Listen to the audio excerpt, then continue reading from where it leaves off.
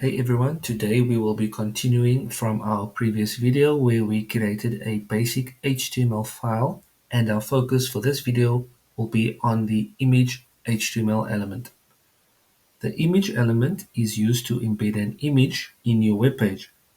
It's like a placeholder for where you want your image to appear. It doesn't have a closing tag like other elements. To use the image element, we need to specify the source of the image using the source attribute. This attribute tells the browser where to find the image file. Let's try it out.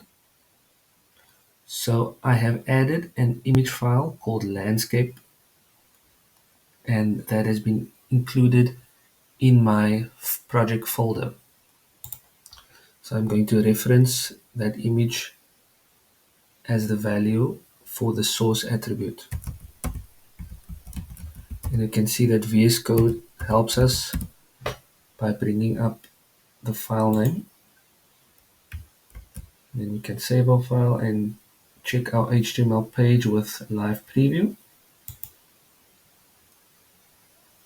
And there our image now appears. If we remove this, the image disappears.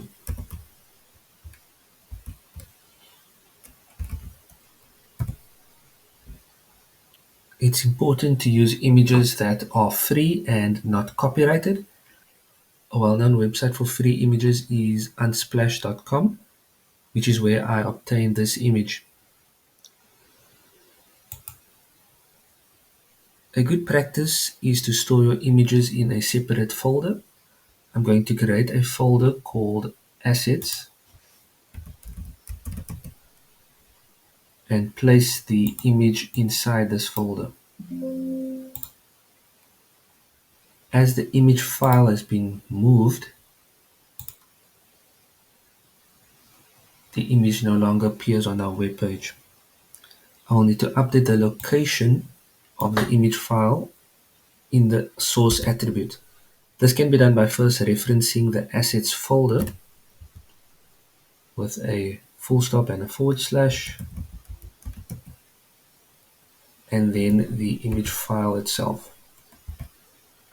And as you can see, our image now appears again.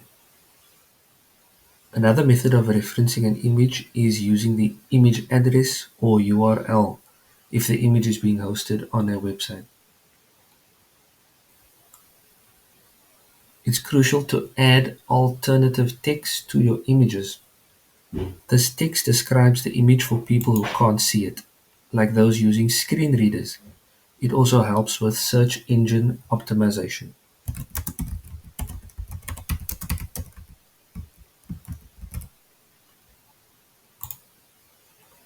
You can also control the size of your image with the width and height properties. These specify the image dimensions in pixels.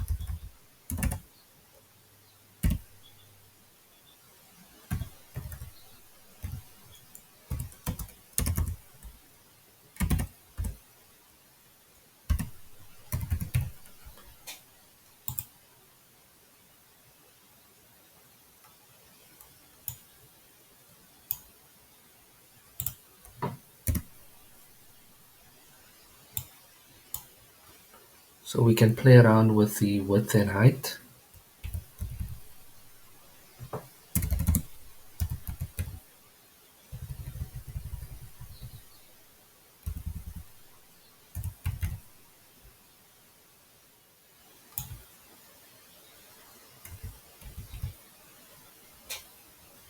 Be mindful of image quality when resizing.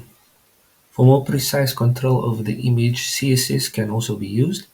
However, we'll cover using CSS in a future video.